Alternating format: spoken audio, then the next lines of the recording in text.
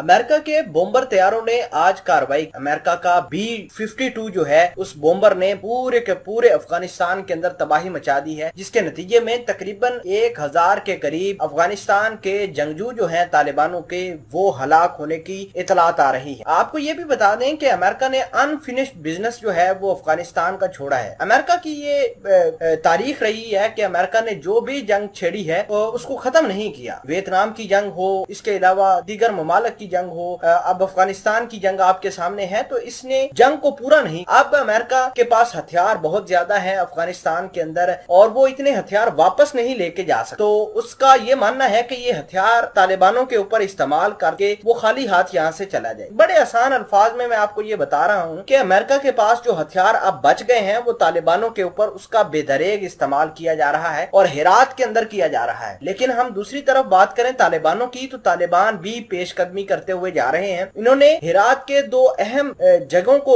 Capture किया है, दो अहम जगहों को इन्होंने कब्जा किया है जो काबुल से मिलती हैं। वो जगह इनके पास आ चुकी हैं और एयरपोर्ट के साथ जो मिलती हैं जगह वो भी इनके पास आ चुकी। तो मामलात क्या हैं, अमेरिका कहां कहां बॉम्बर तैयारों की मदद से अटैक कर रहा है, तमाम तर चीजें आसान अल्फाज में हम आपको बताएंगे। छोटी सी गुजारिश है कि आप हमारा YouTube चैनल हसनात टीवी को सब्सक्राइब कर लें, घंटी के निशान को दबा लें ताकि लेटेस्ट न्यूज आप तक बर वक्त पहुंचे। नाजरीन ग्रामी, बहुत बड़ी डेवलपमेंट सामने निकल कर आई है कि अमेरिका ने अपने बॉम्बर तैयारों का इस्तेमाल करना शुरू कर दिया है। अफगानिस्तान के जो हालात चल रहे हैं इनमें बॉम्बर का इस्तेमाल करना एक इंतहाई हैरान कुन बात। देखिए कि अमेरिका जो है वो लगातार अपने हथियारों को इस्तेमाल कर रहा है। वो इस वजह से कर रहा है कि उसके पास बहुत सारे हथियार मौजूद है, उसके पास बैलिस्टिक मिसाइलें मौजूद हैं, उसके पास इंडियन ओशन के अंदर एक पूरा का पूरा फ्लीट मौजूद है, अरेबियन सी के अंदर मौजूद है। तो अमेरिका के पास इतना बड़ा जखीरा है हथियारों का, तो अमेरिका उनका इस्तेमाल करना चाहता है। अमेरिका ये चाहता है कि जो हथियार उसके पास बच गए हैं वो तालिबानों के ऊपर इस्तेमाल किए जाए। तो पिछले 24 घंटों में अमेरिका ने बॉम्बर तैयारों की मदद से कार्रवाई करी है गजनी के इलाकों पर, हिरात के इलाकों पर, हिलमंद के इलाकों पर और काबुल के इलाकों पर। और बहुत सारे जो